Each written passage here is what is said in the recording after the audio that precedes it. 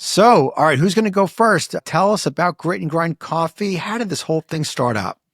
Yeah, so Green Grind Coffee was one of those things where we just identified a pain point in our community. But before that, we had no kind of vision. We had no idea that we were going to start a coffee brand. We were into real estate and we genuinely enjoyed real estate because we are creators, we're builders. We like to go and take something and, we're very visionaries. So create something and make it new, whether that's a fix and flip or whatever that looks like. So we were in the real estate game and we were happy with that. We did not want to start a business, right? Okay. We kind of frowned away from that. But after COVID, around 2022, those real estate properties that we typically would go buy one or two a year, they dried up and they were not available. So me and Destiny had this bucket of money and we was like, we need to do something with this, right?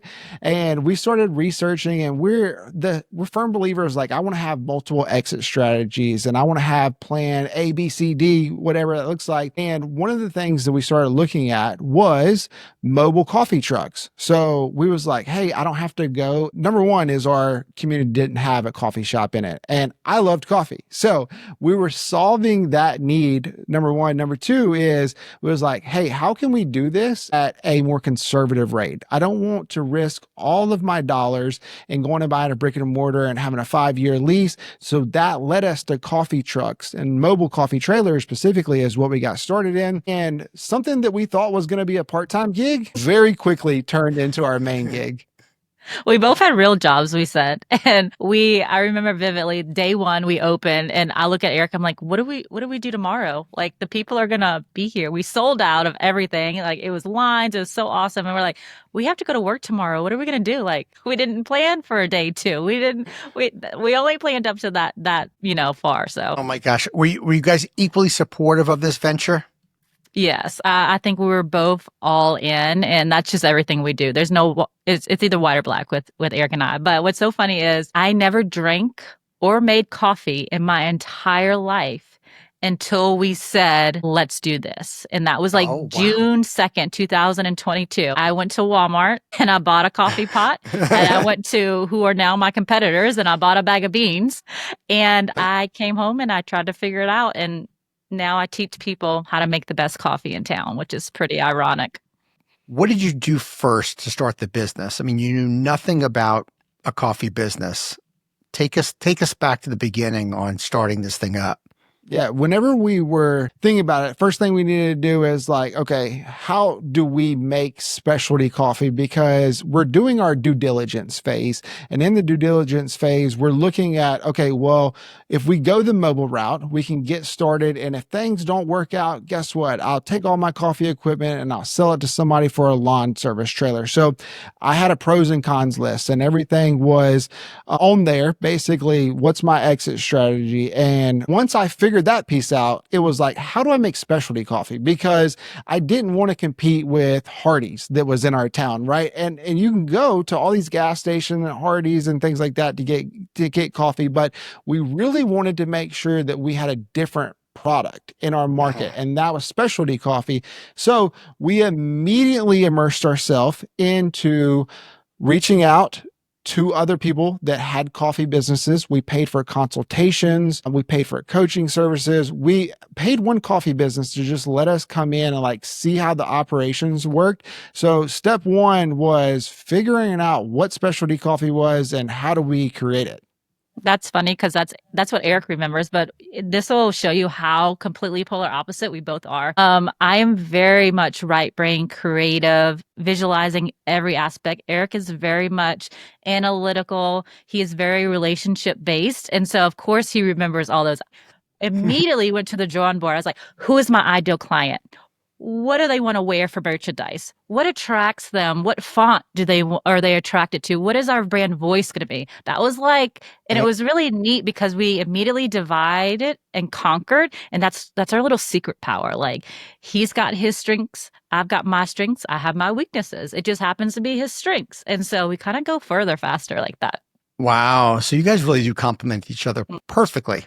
Who came up with the name? That was me. And it took forever. It was like naming my child. It really is, right? Yeah. It is. It probably it was easier to name my child, honestly. I remember sitting with Eric's family and we had a drawing board, and like, I, of course, eliminated to like 25 names, and we were doing like the gathering and the table, and we wanted to create this. And I was like, how can I show up every day on social media, because that's just how the world is today, and just be authentically myself? I don't have to pretend to be a brand. I don't have to be a face that I'm not. Like, how can I show up just as me every day? And same with Eric, because he's pretty much the other half of this. And so we've came across, I'm the grit and Eric is the grind. That's just who we are. Even if you strip away all the coffee, like, he is just nose down grinding, no matter if it's P&Ls or real estate, whatever it is. And I'm just in it for the long run. My dad used to call me his pearl, and I never really realized what it meant until we got into the name thing. And I looked up, I really like the word grit. What does it mean?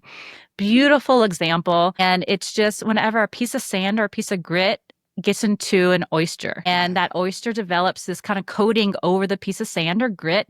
And what we see is a pearl, this beautiful, valuable thing. But to the oyster, it's aggravating, it's dark. And they go through a little while of aggravation, and it turns out to be something beautiful. And I've realized that's just my life. That's just how it is. It's always glass half full kind of thing. And so we get asked that a lot, and I always love telling that story. Wow. Destiny, you've given such great coaching advice, by the way, to founders that are starting up or people that are aspiring to open a business. So that's phenomenal. Eric, what do you want to add to that? I just wanted to say, that this whole journey, like Destiny kind of mentioned, basically it's us focusing on what we're good at. And we've done that really well. For the most part, she has superpowers that I don't necessarily have, and vice versa. And if we would have both been the same, we would have never been able to accomplish the things we've been able to accomplish.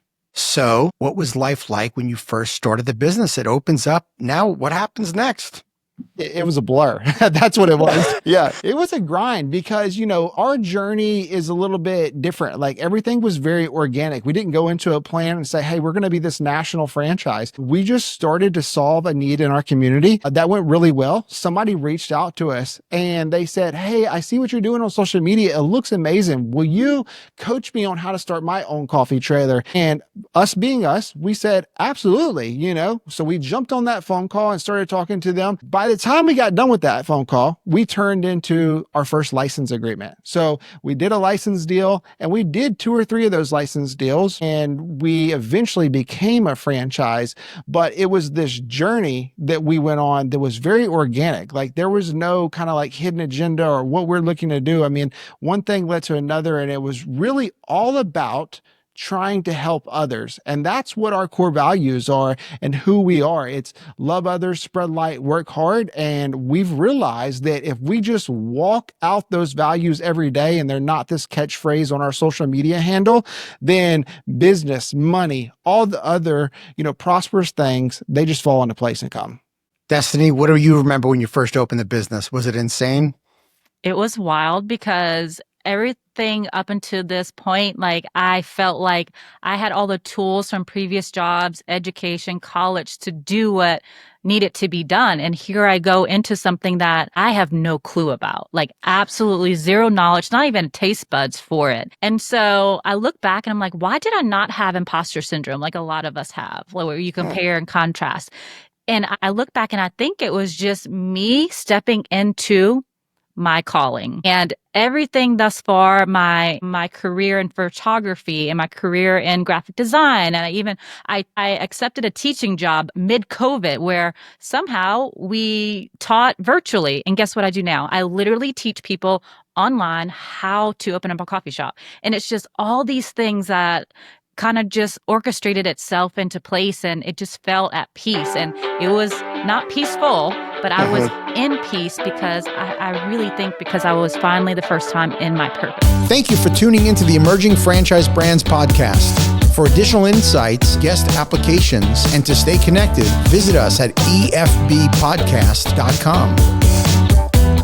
The Emerging Franchise Brands podcast is for entertainment purposes only, and the views expressed do not necessarily represent those of Emerging Franchise Brands, its host Frank Fumey, or Emerging Franchise Group LLC.